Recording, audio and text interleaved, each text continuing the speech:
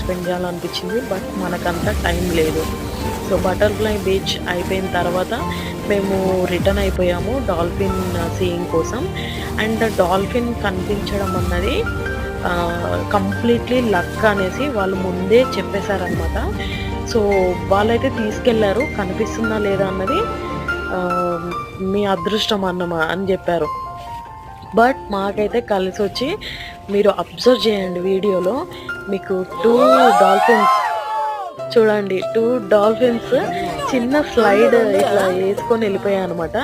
And దీనికన్నా ముందు ఒక పెద్ద స్లైడ్‌ది గూడా మాకు గనిపించింది. అండ్ సన్‌సెట్ అయితే సూపర్! ఇలాంటి సన్‌సెట్ జూడడానికి అదృష్టం ఉండాలి నిజంగా చెప్పాలంటే. ఎందుకు అంటే మనం బీచ్ ఒడ్డున కూర్చొని చూడడం వేరే.